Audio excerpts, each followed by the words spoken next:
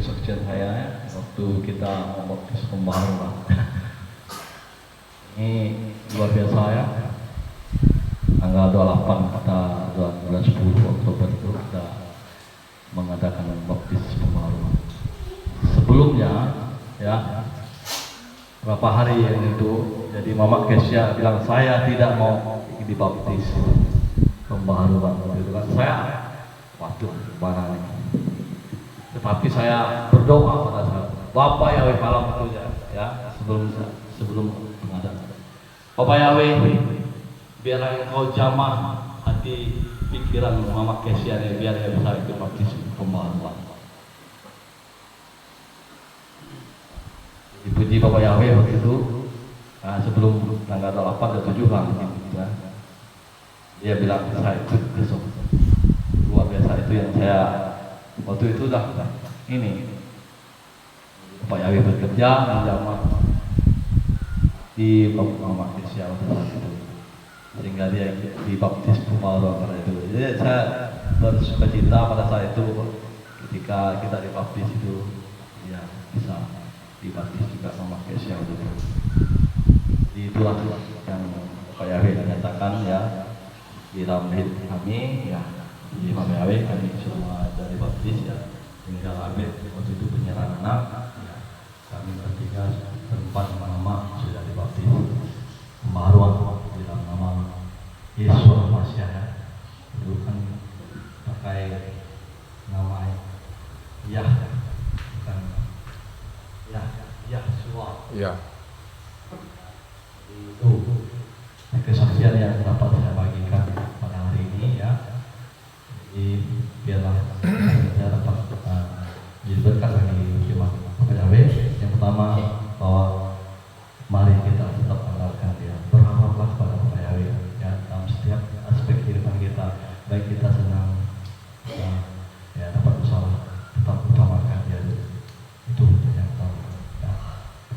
Itu prinsip ya dalam kehidupan kita sebagai pengikut Bapak Yahweh. Sekian dan terima kasih. Tuhan Yesus kepada kita.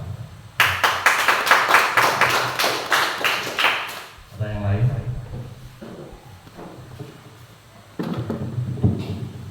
Saya juga pakai mic ya. Biasa saja. Kasih kuat suara saya. Salam saudara. Salam. Kenapa Pak? Pakai mic aja Pak. Tapi agak jauh aja. Terima kasih. Agak jauh aja Pak mic-nya. Tadi memang tidak ada yang mau saksikan, tapi bergerak hati saya karena saya kumpul dalam 1 tahun ya 2023 ini. Apa yang saya saksikan saudaraku dalam 2023 ini ya, peristiwa yang paling mengerikan 2 hal yang kami alami: jatuh dari mobil, terbalik mobil ya, jatuh pakai motor ditabrak orang, disusuk ya. Saudara kalau lihat itu 2023 yang kami alami dengan Mama Ucap itu sangat mengerikan saudara. 2023 ini ya, kalau saya lihat itu ya, waktu peristiwa yang paling mengerikan waktu mobil kami terbalik saudaraku ya. Situ yang kulihat keajaiban Tuhan datang. Kami tidak bisa berbuat apa-apa. Kami pasrah aja, saya berdoa Bapak Yahweh tolong kami. Ya, pas tadi pagi saya bacakan firman Tuhan, ya, dikatakan bukan oleh kuasamu, bukan oleh kekuatanmu, tapi oleh karena anugerah Bapak Yahweh. Tadi pagi saya renungkan firman Tuhan itu langsung keluar, ya, saya baca langsung kuat, ini luar biasa. Bukan dengan kekuatan kita rupanya, saudaraku. Saya bilang pada waktu kami jatuh itu ke saudaraku, terbalik mobil ini, ada sesuatu yang Tuhan kerjakan dalam kehidupan kami berdua di dalam mobil ini. Saudara tahu, orang biasa menjerit tapi kami diam. Ya, di dalam mobil ini kami diam, sama seperti tidak ada yang menyakiti kami ketika kami jatuh. Ya. Bayangkan saudaraku, tidak ada yang menyakiti kami pada waktu apa? Waktu kami jatuh tidak ada yang terbentur apa-apa dulu dan terbentur di dalam badan kami. Itu sesuatu keajaiban. Sama seperti di dalam bantal saudaraku. Itu yang kulihat sesuatu yang luar biasa. Kami terbalik itu seperti tidak di atas bantal. Ya, padahal mobil itu sudah saya timpa istri saya waktu itu karena mobil terbaliknya arah ke dia ke dinding. Ya, sedikit lagi saudaraku di luar sana ada tunggul kayu, batang kayu yang panjang tidak menyentuh mobil ini juga. Ya, dan pas juga di samping mamocok ini. Aku lihat ini ajaib ini. Kami tidak ada apa-apa. Kau tidak ada apa-apa? Tidak, katanya. Seperti digendong saudara. Tiba kemudian saudaraku, 2 jam kemudian kami pasrah. Bagaimana cara merokas mobil ini? Tiba-tiba datang orang kampung saudaraku, orang kampung yang sibuk mengurus kami.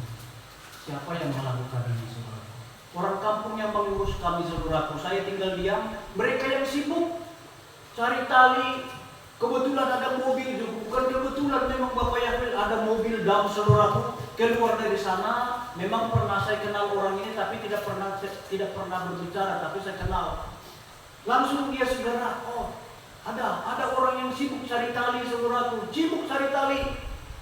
Mobil saya ini coba ikatlah katanya. Ikat, ditarik ke atas. Putus.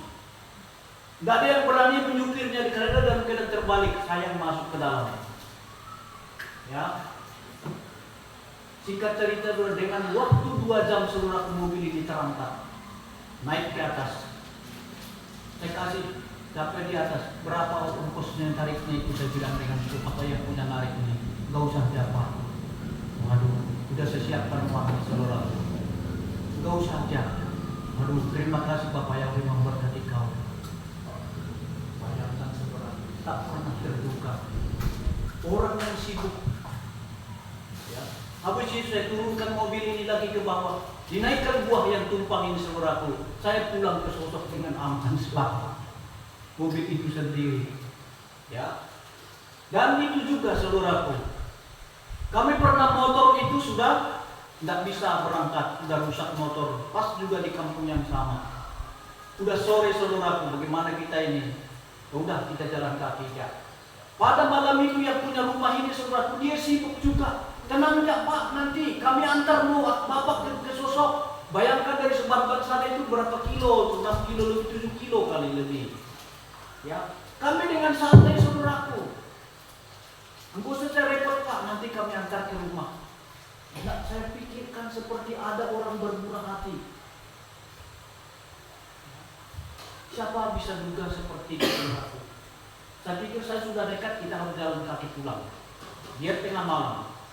Ya, tapi Bapak Yahweh tidak mau seperti itu anaknya dibuat. Amin. Tahun ini juga saudaraku yang kami jatuh ditabrak orang motor dari belakang kami di tengah jalan di pasar Sosok Tanah. Itu mengerikan juga, saudaraku. Saya tidak ada tersentuh apapun kepala saya, tapi cuma tangan saya yang bengkak untuk menahan badan saya. HP saya bilang saudaraku tidak tahu kemana-mana. Ujung-ujung saudaraku, karena mungkin ada gambar Tuhan di situ, orang yang mendapatkan ini takut barangkali. Ujung-ujungnya dikembalikan sendiri. Tahu saudaraku, saya katakan dengan mengucap saya, kita tidak mati dengan keadaan seperti itu. Saya keluarkan perkataan saya. Kita tidak mati dengan cara seperti ini. Ya, itu iman saya. Dia tidak suka melihat kematian dengan cara seperti ini. Itu keajaiban Tuhan saudaraku. Kenapa? Karena saya tahu bahwa dia tidak membiarkan anaknya seperti orang mati yang tidak baik. Amin. Dia maunya dimuliakan semua anak-anaknya yang setia kepadanya. Ya. Oleh sebab ini saudaraku, peristiwa demi peristiwa saya alami. Ya, sampai hari ini saya masih bisa berdiri di depan ini menyaksikan kebaikan Bapak Yahweh, kemurahannya. Ya. Dan tidak pernah saudaraku, iblis setan tidak pernah baik dengan kita. Dia selalu berusaha menghancurkan kehidupan kita, keluarga kita, supaya kita jangan menyembah Bapak Yahweh. Tapi ingat saudaraku, ingat. Tapi kita harus tetap tahu bahwa itu siasat iblis, bisa saja dipakai ya keluarga kita untuk supaya kita iman kita goyah saudara. Ya. Itu aja yang dapat saya saksikan. Ya, dalam 1 tahun ini, berapa ya tahun yang awal juga itu, tapi tahun ini banyak peristiwa yang saya alami. Kematian itu yang maut selalu merenggut kita, tapi Bapak Yahweh belum waktunya. Amen. Jadi Bapak Yahweh itu aja kesaksian supaya memberkati.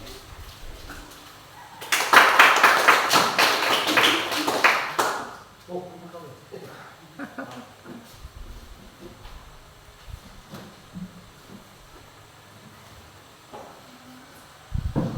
ya, itulah yang orang yang setia mengandalkan Bapak Yahweh tetap ada pertolongan ya. Mobil ditopang oleh Bapak Yahweh karena dia firman-Nya mengatakan bahwa dia menopang. Ya. Baik, tidak ada yang tadi lagi.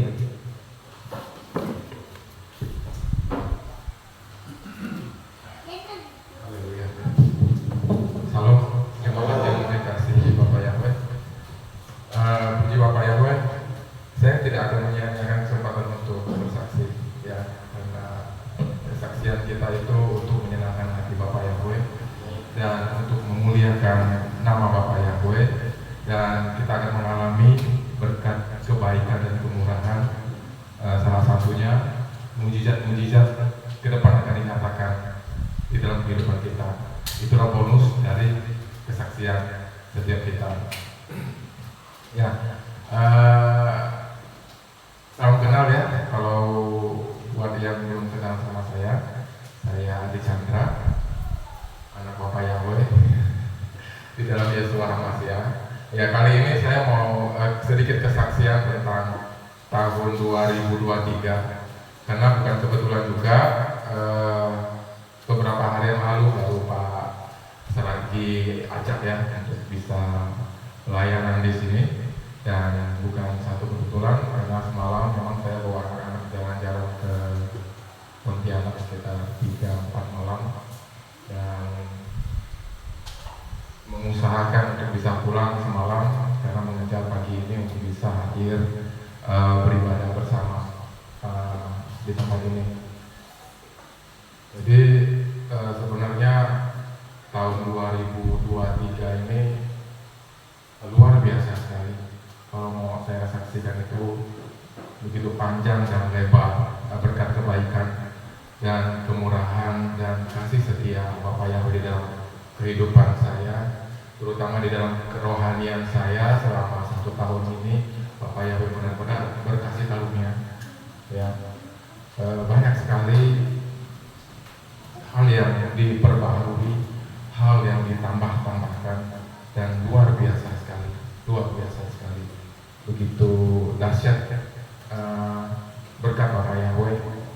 Dan mungkin salah satunya yang bisa saya saksikan yaitu ketika saya bisa membaptis jemaat di tempat ini beserta keluarga besar Pak Saragi.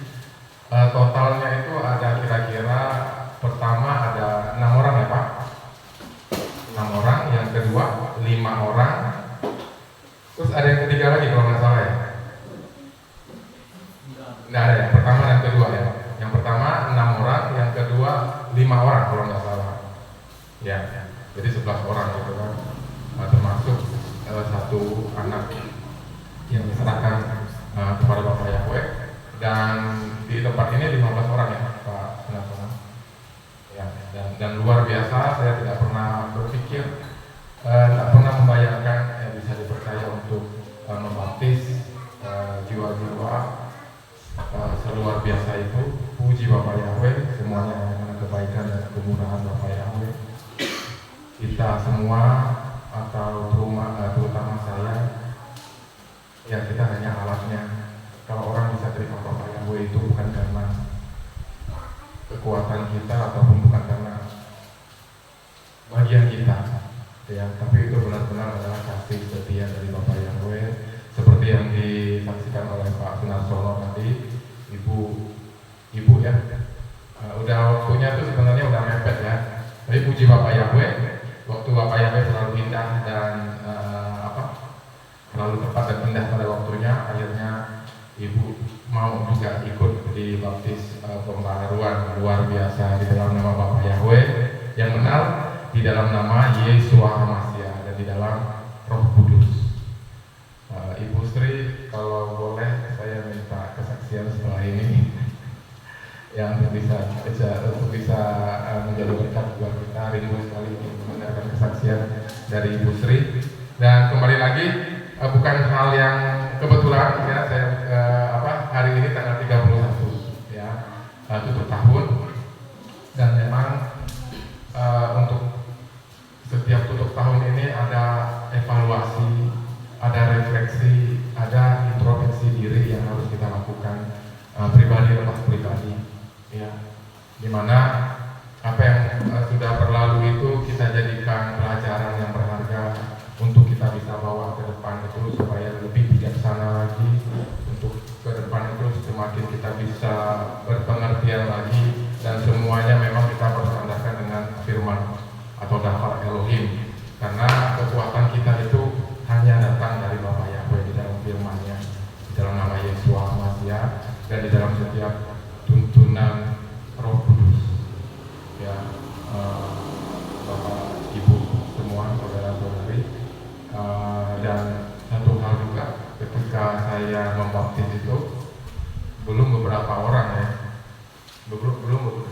saya membaptis itu, tiba-tiba saya rasanya terharu sekali ya, dan saya mau nangis, karena memang pelayanan saya itu dimulai dari pembayar, dari seorang pendeta juga, cuman dia mengalami kelemahan tubuh, dia mengalami kelumpuhan.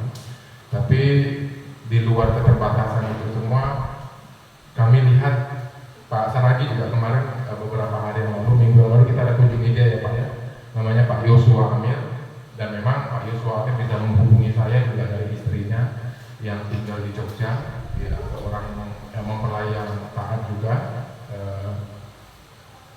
mengasihi Bapak Yahweh. Jadi lewat beliau menyarankan atau memberikan nomor HP saya ke Pak Yosua Amir, dan akhirnya Pak Yosua Amir bisa menghubungi saya. Dan sebelumnya juga saya mau saksikan, sebelumnya saya tidak berani mengambil bagian untuk membaptis jiwa-jiwa. Tapi saya percaya Bapak Yahweh berkasih karunia melihat kerinduan hati saya, melihat kerinduan hati saya yang begitu dalam untuk bisa mengambil bagian di dalam melayani dia, gitu ya. Dan memang sebelum saya berani mengambil bagian baptis pembaharuan ini, karena memang pemahaman saya ketika saya melakukan pelayanan baptis pembaharuan itu bukan main-main ya. Itu bukan main-main. Banyak hal yang harus saya persiapkan, dan ada harga yang harus saya bayar. Jadi beberapa bulan sebelumnya memang saya proses luar biasa dalam kehidupan saya, dan pada akhirnya saya bikin komitmen sama Bapak Yahweh. Bapak Yahweh udah, saya angkat tangan. Bapak, saya angkat tangan, cukup, saya sudah selesai dengan masalah hidup saya, dengan kedagingan saya, dengan amarah saya, dengan keegoisan saya, dengan masalah-masalah emosional yang terus mendera saya. Ya, masalah-masalah kedagingan saya, masalah-masalah hobi, segala macam kesukaan saya. Udah, Bapak, aku mau tinggalkan itu semua. Dan aku mau melayani Bapak Yahweh seturut dan kehendak Bapak Yahweh. Biar Bapak Yahweh yang menuntun, biar Bapak Yahweh yang membimbing. Karena prinsipnya kita harus menyerahkan semuanya kepada Bapak Yahweh. Karena kalau kita mengandalkan kekuatan kita nggak bisa, sama sekali nggak bisa. Karena bagaimanapun saya ini masih darah dan daging, ya, masih darah dan daging, masih kadang-kadang kedagingan masih suka timbul, ya, pikiran-pikiran, hati-hati yang tidak baik, tidak benar itu masih suka timbul. Tapi kembali lagi, kalau kita fokus sama Bapak Yahweh, kalau kita punya kerendahan hati dan punya ketulusan, benar-benar mau tinggal di dalam Dia, otomatis Dia juga akan tinggal di dalam kita, seperti Tuhan Yesus yang tinggal di dalam Bapak Yahweh, dan Bapak Yahweh tinggal di dalam Yesus HaMashiach. Jadi kalau kita tinggal di dalam Bapak Yahweh, di dalam Yesus HaMashiach, jadi hidup kita itu menjadi hidup yang baru. Bukan berarti kita kayak kita jadi orang suci dari orang kudus, enggak. Tapi kita punya dimensi pola pikir yang benar-benar mengandalkan Bapa Yahweh. Ketika kedagingan itu datang, Bapa Yahweh tolong, Bapa Yahweh tolong, Bapa Yahweh yang memelihara roh, jiwa, dan tubuh ini secara sempurna. Mulai dari situ dahsyat sekali, luar biasa sekali. Saya menjadi PT. Kalau sebelumnya itu, ya ketika saya masih bergumul dengan kedagingan saya, ya otomatis saya dituduh terus sama si Satan. Saya tidak kuat terus. Kamu baptis pembaharuan orang, yang benar, gitu ya, yang benar. Kamu mau baptis pembaharuan, kamu mau ambil pelayanan, lihat hidup kamu, masih merokok, masih suka nonton yang aneh-aneh, masih suka mudah tersinggung. Itu kita dituduh terus sama si Satan. Kamu nggak layak, kamu nggak pantas. Tapi setelah saya membuat komitmen itu, di skala intimidasi dan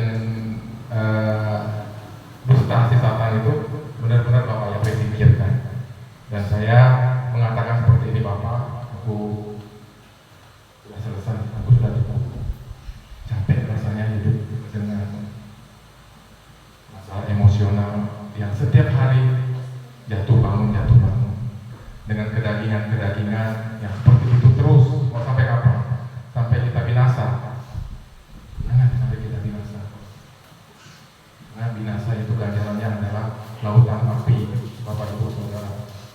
Tapi kalau ketaatan dan kesetiaan kita itu ganjarannya adalah Samaim atau surganya Bapak Yahweh. Kita tinggal bersama Bapak Yahweh. Waktu itu saya bilang seperti ini pada Bapak Yahweh, udah Bapak Yahweh, aku serahkan hidupku. Aku persembahkan tubuh ini menjadi persembahan yang hidup, yang kudus, dan yang berkenan. Yang kau yang pakai. Dan memang saya mengatakan hal itu tidak gampang ya, dan saya melakukan komitmen itu tidak gampang. Saya dengan berjujuran air mata, karena saya tahu konsekuensinya. Konsekuensinya ya saya harus menahan semua hasrat kedagingan saya. Nah itu yang saya bilang, saya beri harga. Saya harus stop semuanya. Kenapa? Karena saya merindukan pelayanan saya bisa diberkati Bapak Yahweh. Bagaimana pelayanan kita bisa diberkati oleh Bapak Yahweh, tapi kelakuan kita tidak berubah. Kita memuji, menyembah Bapak Yahweh setiap hari, tapi masih marah, tapi masih mudah ngambek, tapi masih mudah menyimpan kesalahan orang lain. Tidak bisa, Bapak Ibu, tidak bisa. Itu namanya dosa. Tapi memang itu butuh proses. Butuh proses. Segala sesuatu itu butuh proses. Ya, segala sesuatu itu butuh proses. Sama kayak kita mendidik anak butuh proses. Sama kayak kita masak butuh proses. Sama kayak kita menanam padi ya. Ya kebanyakan mungkin kita di sini juga banyak menanam padi. Itu semuanya butuh proses. Ya, bicara proses itu kita harus olah tanahnya lagi, kita harus tanam benihnya lagi, tumbuh lagi. Nah itu bicara proses. Tidak ada yang gampang, tidak ada yang mudah di dalam hidup ini. Ya. Kalau ingin enak, kalau ingin makan enak biasanya, ya kita juga harus masaknya itu tidak bisa sembarangan kan. Biasanya kalau masakan enak itu, ibu mungkin ngerti ya, kita masak. Ya, jadi banyak segala sesuatu yang harus dipersiapkan, mulai dari bahannya, mulai dari bumbunya, mulai dari cara masaknya. Itu harus melalui satu proses. Sama juga kalau misalnya kita menanam nasi. Dan prosesnya itu ada aturan, nggak bisa kita ngatur-ngatur sendiri, apalagi kita ngatur Tuhan, nggak bisa. Yang namanya menanam nasi, kita cuci dulu berasnya, ini yang simpel ya. Tapi kalau misalnya yang agak ribet ya, kita hitung lah, kita nanam dulu benihnya, kita rawat, sampai akhirnya kita panen, kita giling, jadi beras, padi jadi beras. Habis itu harus kita cuci, habis kita cuci beberapa kali, ya harus kita tanam, atau kita kukus, atau bisa langsung. Nah itu punya aturan sendiri, nggak bisa kita bolak-balik kan. Harus kita cuci dulu, harus kita ukur airnya dulu, baru kita masak, kan? Nggak bisa dibolak-balik. Nah itu semuanya ada aturannya. Sama juga seperti aturan Bapak Yahweh di dalam firman-Nya. Semuanya ada aturannya.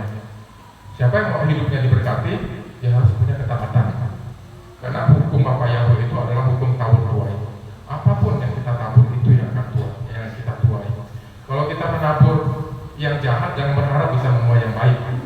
Ya, dan kalau kita menabur yang baiklah yang akan kita tuai. Sama seperti itu. Kalau setiap hari kita emosional terus sama suami, emosional terus sama anak, ya kayak gitu terus sampai mati kayak gitu terus. Ya sama teman, sama saudara seperti itu. Ya, saya bisa katakan ya, mohon maaf, sampai mati kayak gitu terus. Kalau kita nggak berubah, kita manusia harus berubah. Kalau nggak berubah, apa bedanya kita dengan yang di tanah itu? Nah seperti itu kesaksian dari saya luar biasa. Saya merasa luar biasa sekali dan memang pelayanan saya terbeban sekali, bukan hanya untuk membaptis gitu ya.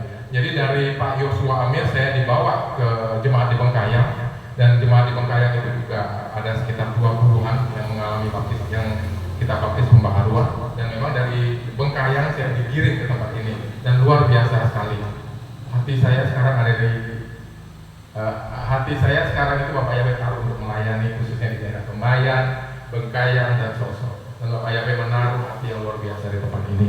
Jadi saya merasakan ada kasih persaudaraan, ada keluarga saya yang luar biasa. Karena keluarga kita yang sejati itu adalah keluarga di dalam Bapak Yahweh, di dalam Yesus Kristus. Jadi luar biasa, dan saya juga mendapatkan bonus yang luar biasa. Di tempat ini saya bisa mendapatkan anak-anak yang luar biasa. Jadi itu bonus dari Bapak Yahweh. Dan sebenarnya itu juga bukan bonus yang serta-merta Bapak Yahweh kasih, karena itu juga bentuk pergumulan saya minta peneguhan, dan saya minta Bapak Yahweh menyatakan buah di dalam pelayanan ini.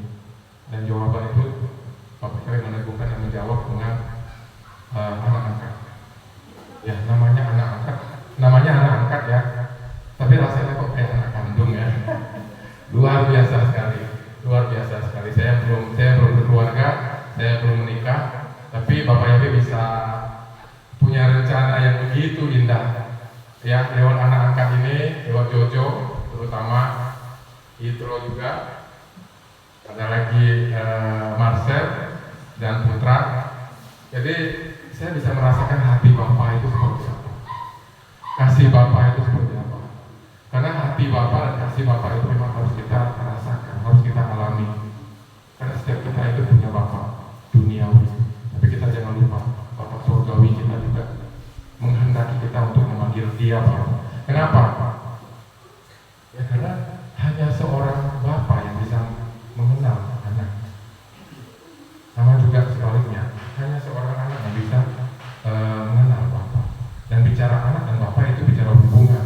Bapak Yahweh ingin kita menjadi anak-anaknya.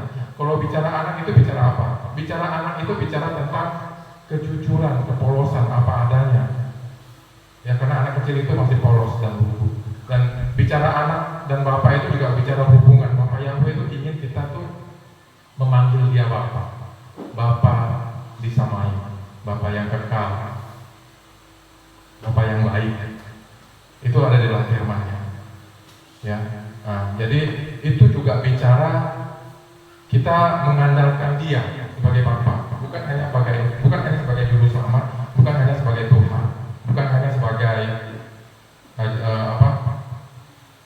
Elohim ya, tapi lebih daripada itu. Itu bicara hubungan. Kita harus punya hubungan pribadi, lepas pribadi dengan Tuhan. Karena itulah yang menyelamatkan kita.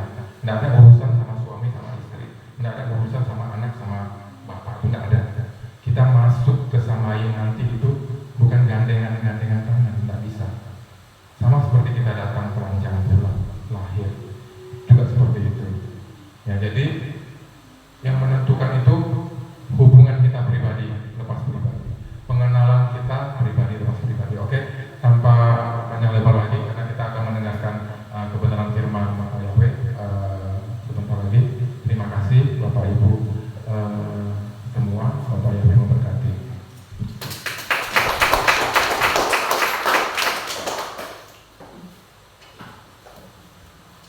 Baik, terima kasih saja dari Pak Adi. Mungkin Bu Sri mau tawarin.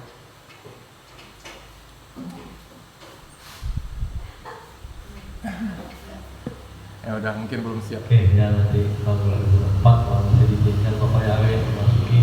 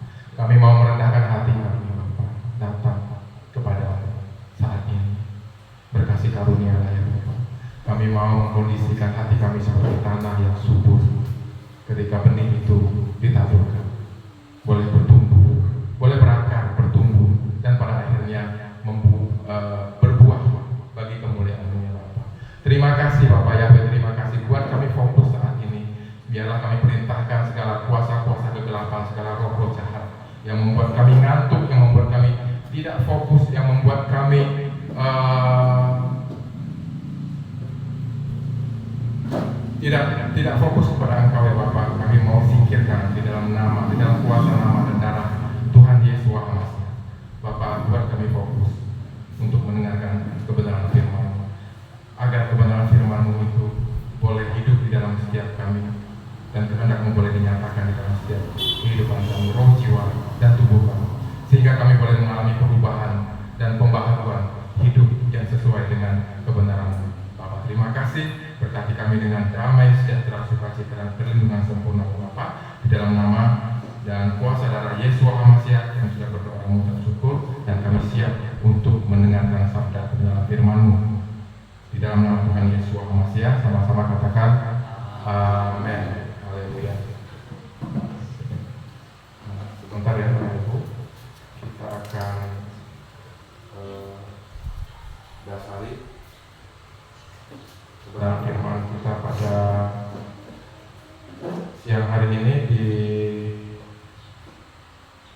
surat Galatia 5 ayat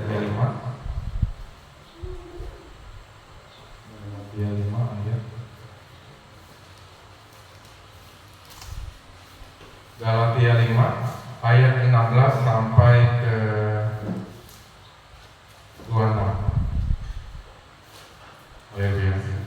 Ya, perikopnya atau judulnya itu hidup dipimpin oleh Roh.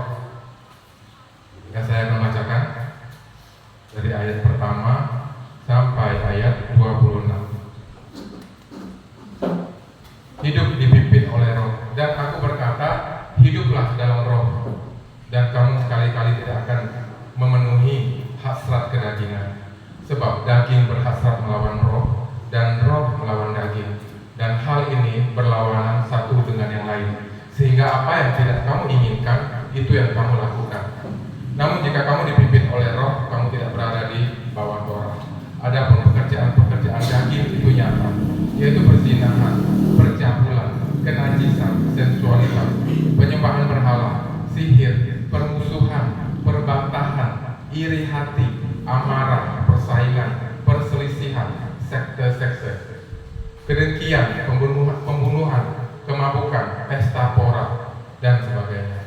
Tentang hal-hal itu aku mengatakan sebelumnya kepadamu, sebagaimana pula telah kukatakan sebelumnya, bahwa mereka yang melakukan hal-hal seperti itu tidak akan mewarisi kerajaan Elohim. Akan tetapi buah Roh adalah kasih, sukacita, damai sejahtera, kesabaran, kemurahan, kebaikan, iman, kelemah lembutan, pengendalian diri. Tidak ada hukum yang menentang hal-hal seperti itu. Dan orang-orang milik Yesua HaMasyiah, mereka telah menyalibkan daging bersama nafsu-nafsu dan hasrat-hasratnya. Jika kita hidup dalam Roh, kita juga dapat berjalan di dalam Roh. Biarlah kita tidak menjadi angkuh dengan menghasut seorang terhadap yang lain, dengan mendengki seorang terhadap yang lain. Haleluya, haleluya. Jadi hidup kita itu harus dipimpin oleh Roh, ya Bapak Ibu.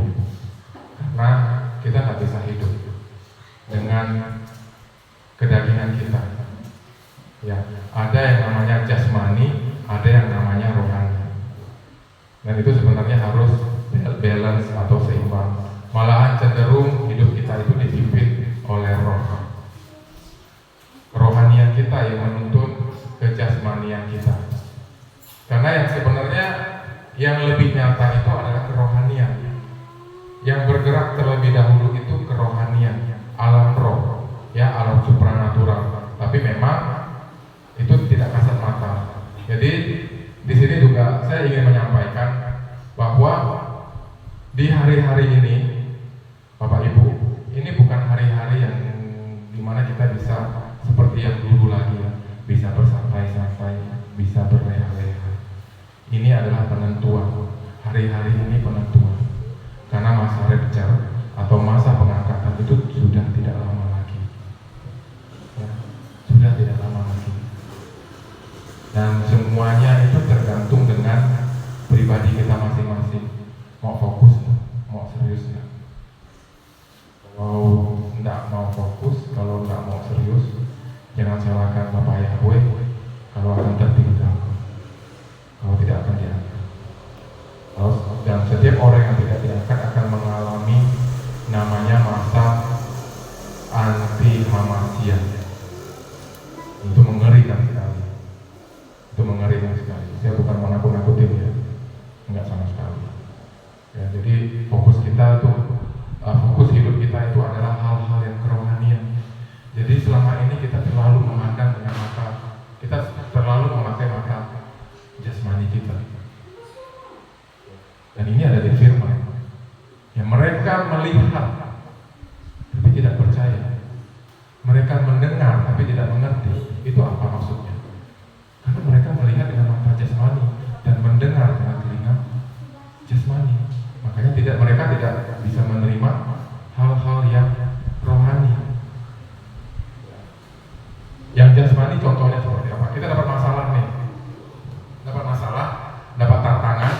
Dan masalah kita juga sebenarnya karena kebodohan kita. Masalah kita juga sebenarnya karena kesalahan kita dan kelalaian kita. Ya, saya mencontohkan diri saya dulu. Contoh, ketika dihadapi dengan satu pergumulan atau satu masalah, yang dilihat itu masalahnya tuh, aduh, bahkan, tapi kalau saya sih tidak terbiasa mengucapkan hal yang sia-sia. Tapi ada beberapa orang, aduh mati ya ini. Aduh, udah selesai. Nah, itu perkataan sia-sia, itu sangat-sangat negatif sekali. Nggak boleh, ya. di hari-hari ini ketika kita menghadapi tantangan, ujian, cobaan apapun, jangan mudah mengeluarkan perkataan sia-sia. Karena perkataan sia-sia itu energi negatif dan itu akan semakin mempengaruhi kita, semakin jahat. Aduh mati aku nih, udah. Aduh hidup aku sial ya. Itu contohnya seperti itu. Jangan sekali-sekali mengeluarkan perkataan bodoh atau perkataan sia-sia seperti itu. Itulah kalau manusia jasmani seperti itu. Tapi kalau manusia rohani ketika dia mengalami tantangan di dalam hidupnya, dia diam. Malahan dia bilang, Bapak Yahweh, terima kasih. Terima kasih kalau aku bisa mengalami hal ini. Bayangkan, udah mengalami kesulitan, udah menghadapi masalah, tapi masih bisa mengucap syukur. Itulah rohani. Bapak Yahweh, terima kasih. Biarlah Engkau yang menjadi kekuatan hidupku. Aku tetap mengucap syukur atas masalah dan tantangan ini. Kekuatanku dalam Engkau. Kalau aku tidak sanggup, maka dari itu aku serahkan ke Bapak Yahweh. Biar Engkau yang menuntun dan memimpin aku, sehingga aku bisa melewati masalah ini, sehingga aku bisa memenangkan masalah ini dan memuliakan Engkau dengan hidupku. Dan contohnya seperti itu. Dan banyak juga kita ditipu dengan mata jasmani kita. Contohnya, kalau kita lihat orang cantik, ya, bertari, lihat orang ganteng, wah pasti baik gitu ya. Kalau orangnya banyak duit, orang kaya, wah, ya, pasti baik. Ya. Belum tentu. Orang kaya itu belum tentu baik. Orang ganteng, orang cantik itu juga belum tentu baik. Mobilnya bagus, ya, rumahnya mewah. Udah menjamin bahagia? Belum tentu. Belum tentu. Jangan lihat bungkusnya, jangan lihat casingnya. Belum tentu juga ya, orang yang tidur beralaskan koran atau tikar atau bakar kardus itu tidurnya nggak nyenyak. Belum tentu. Belum tentu juga orang yang pakai spring bed itu yang mewah itu ya, dengan namanya king coil itu ya, itu bisa satu buahnya itu bisa ratusan juta, puluhan sampai ratusan juta.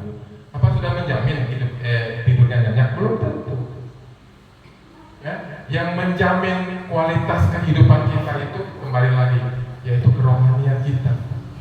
Orang semakin banyak duit, biasanya makin banyak kekhawatiran.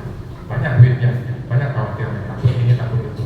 Kalau kita yang cukup aja, yang duitnya cukup aja gitu kan, ya nggak terlalu banyak khawatir. Nanti bisa begini, nanti bisa dijebol orang, kan ada firman kan.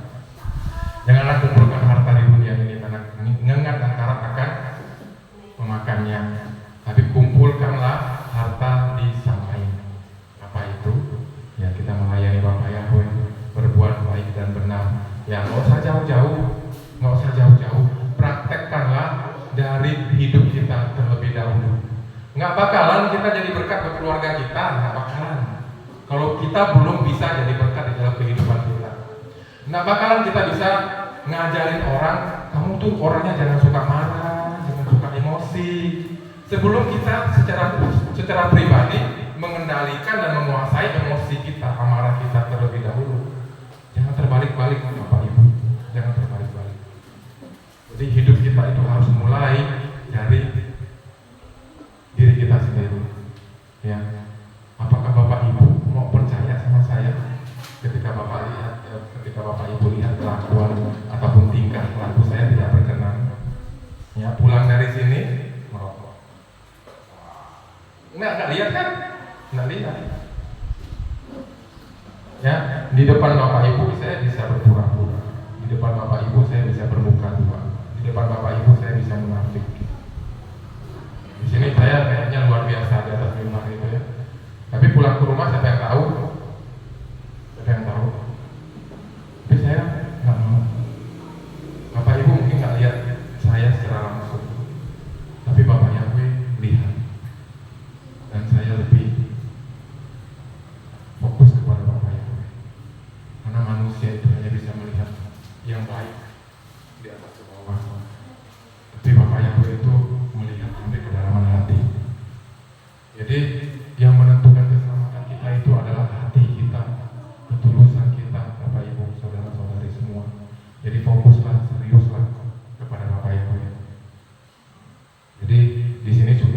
dijelaskan apa itu hidup kedagingan. Saya ulangi lagi.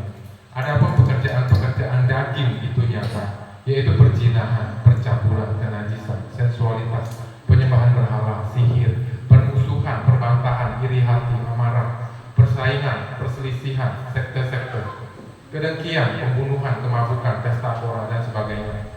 Tentang hal-hal itu aku mengatakan sebelumnya kepadamu, sebagaimana pula telah kukatakan sebelumnya, bahwa mereka yang melakukan hal-hal seperti itu tidak akan mewarisi kerajaan Elohim. Cuman, ya jangan terintimidasi, ya fokuslah di dalam hal-hal yang rohani. Maka dari itu kita harus rendah hati dan kita harus tulus. Jadi nanti Roh Kudus yang akan tuntun kita harus bagaimana. Karena semuanya bicara proses. Ya, dari kedagingan sampai kita tidak kedagingan lagi, itu ada satu jalan yang namanya proses. Ada harga yang harus kita bayar, ada waktu yang harus kita lewati. Nah, serta-merta hari ini kita mau hidup rohani terus jadi rohani, nggak bisa. Harus ada perjuangan. Sama seperti ketika kita menyembah Bapak Yahweh. Kalau kita menyembah Bapak Yahweh, bicara penyembahan itu adalah bicara pengorbanan. Tidak ada penyembahan tanpa pengorbanan. Tidak ada. Sama juga Pak Sunarsono ya, untuk mau mengasihi seorang istrinya. Butuh perjuangan nggak? Butuh ya. Butuh bayar harga nggak? Butuh ya. Ya, karena istri itu harus kita kuasai dengan kasih. Nggak bisa mentang-mentang suami paksa-paksa istri, nggak bisa. Kalau suami paksa istri, nggak beres itu rumah tangganya. Istrinya nggak beres, suaminya apalagi nggak beres. Apalagi anak-anaknya malah nggak beres. Nah, itulah hidup di dalam kasih, saling menghargai, saling menghormati. Ya. Nah, dan saya akan bacakan ayat berikutnya. Ini adalah hidup di dalam roh. Akan tetapi buah roh adalah, jadi hidup kita itu harus ada buahnya. Makanya Tuhan Yesus bilang, untuk melihat pohon baik sama pohon yang jahat, itu lihat dari buahnya. Pohon baik itu buahnya manis. Kalau pohon jahat itu buahnya asam, buruk, cepat. Gitu. Jadi kalau mau lihat, kita mau lihat ya, ini kebenaran yang harus ada di dalam kehidupan kita. Mau lihat hidup orang baik atau tidak baik. Ini bukan berarti saya mengajari Bapak Ibu jemaat di sini untuk menghakimi orang, enggak ya. Karena bicara buah itu bicara kepastian, bicara hukum tabur tuai. Ya, tidak ada pohon yang baik bisa menghasilkan buah yang jahat, ataupun sebaliknya pohon yang jahat menghasilkan buah yang baik. Hanya pohon yang baik yang menghasilkan buah yang jahat. Sama juga seperti saya tadi bilang, kalau hidup saya jahat, mungkin saya bisa pura-pura, bisa baik di sini, khotbah, kesaksian di sini. Tapi kalau hidup saya jahat, tetap akan kelihatan jahat. Oh, ternyata dengan berlalunya waktu ya, oh ternyata Pak Adi itu kayak gitu ya aslinya ya. Ya walaupun saya masih tetap darah dan daging ya Bapak Ibu. Saya bukan manusia yang sempurna. Kita tidak ada bedanya. Kita tidak ada bedanya. Yang beda mungkin saya lebih tahu duluan, atau pengertiannya saya sudah dapatkan duluan. Itu aja bedanya. Ya. Nggak ada yang lebih tinggi, nggak ada yang lebih rendah, nggak ada yang lebih besar, nggak ada yang lebih kecil. Karena setiap kita harus punya kerendahan hati di hadapan Bapa Yahweh. Nah, kalau kita punya kerendahan hati di hadapan Bapa Yahweh, kalau kita punya ketulusan hati di hadapan Bapa Yahweh, akan keluar itu buahnya. Nah, buahnya itu yaitu akan kita lihat. Ya, orang yang rendah hati itu buahnya apa? Ya, orang yang rendah hati itu buahnya apa? Dia tidak sombong, dia ramah, perkataannya halus. Nah, seperti itu orang yang rendah hati. Itu selalu seperti itu. Nggak bakal orang yang rendah hati itu ngomong kasar, teriak-teriak. Nggak ada. Pernah lihat seperti itu? Nggak ada. Nah, itulah buah rohnya seperti itu. Saya akan teruskan, akan tetapi buah roh adalah kasih. Bicara kasih, dasar dari kehidupan kita itu adalah kasih Bapa Yahweh di dalam Yesus Al-Masih dan di dalam setiap tuntunan Ruah Yahweh Elohim. Karena bicara kasih, hukum yang pertama dan yang utama yaitu kasihilah Yahweh Tuhanmu dengan segenap hatimu, dengan segenap jiwamu, dengan segenap akal budimu. Itu bicara apa? Itu bicara kita jangan main-main sama Bapa Yahweh. Kita harus fokus sama Bapa Yahweh. Kembali lagi, manusia bisa kita tipu,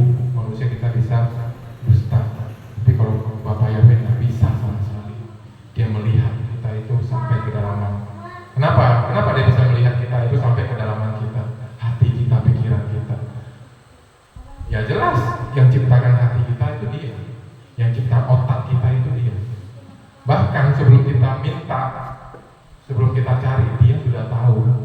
Tapi Dia mau lihat ketaatan dan kesetiaan kita. Akan tetapi buah roh adalah kasih, sukacita, damai sejahtera, kesabaran, kemurahan, kebaikan, iman. Nah, itu buah roh dari orang-orang yang hidup di dalam roh. Ya, itu buahnya.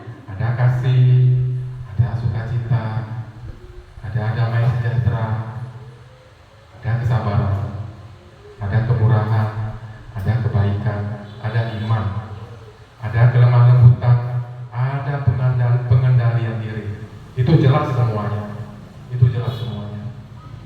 Dan bukan satu kebetulan hari ini tanggal 31 Desember. Yang mana di depan tadi, di awal tadi saya bilang ini waktunya kita bisa untuk introspeksi diri. Ya, apakah kasih itu sudah ada hidup di dalam aku? Walaupun sudah, mungkin kadarnya masih dangkal atau masih belum dalam. Ayo, ke depannya kita belajar lagi untuk mempraktikkan kasih, terutama di dalam kehidupan kita dan di dalam keluarga kita. Udah ada sukacita belum? Ketika dapat masalah, aduh, masalah lagi nih. Ya, kalau kita hidup dalam roh, dapat masalah, terima kasih Bapak Yahweh. Ya, walaupun kadang kita harus mengeluarkan ucapan syukur itu dengan air mata ya, tidak gampang. Ketika kita mengalami tantangan, mengalami kesulitan ya, terima kasih Bapak Yahweh. Itu kontradiksi sebenarnya. Mulut kita terima kasih, tapi hati kita itu sebenarnya nggak nyaman. Tapi itu yang dikehendaki Bapak Yahweh. Karena Bapak Yahweh itu melihat hati kita. Yang remuk redam itu Dia perhatikan. Yang remuk redam itu Dia yang mendengarkan. Ya, Bapak Yahweh itu sangat menguji hati kita. Terima kasih Bapak Yahweh. Kalau aku harus menghadapi hal ini, aku serahkan semuanya ke dalam tangan kasih-Mu, ke dalam tangan kuasa-Mu. Biarlah Engkau yang berkasih karunia untuk menguatkan aku dan untuk memimpin dan membimbing aku melewati masalah ini. Ya, seperti itu Bapak Ibu. Selanjutnya,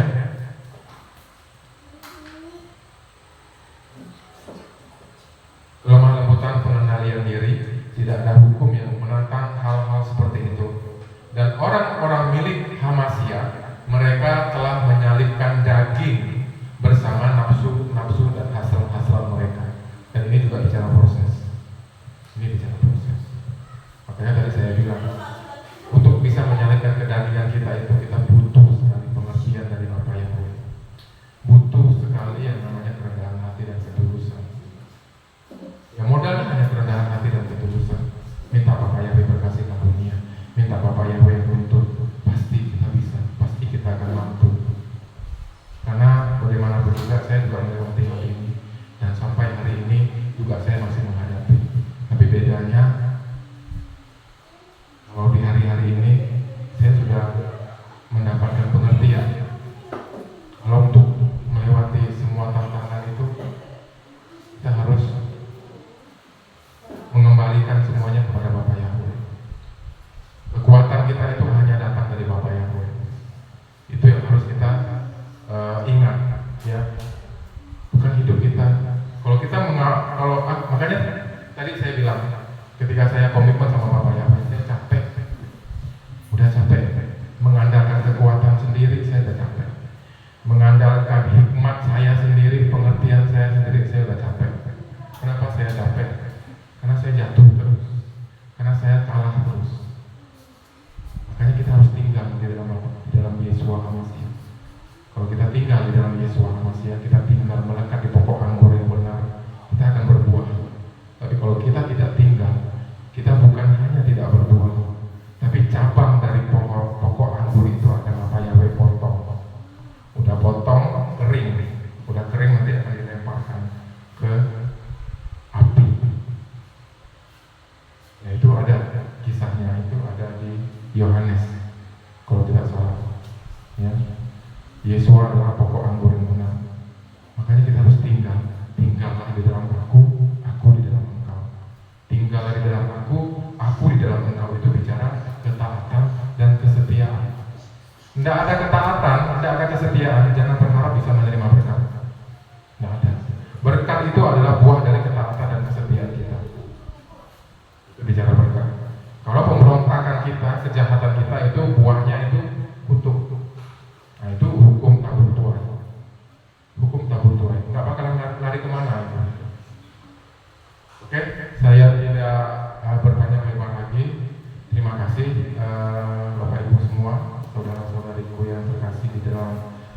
Yesua HaMasiah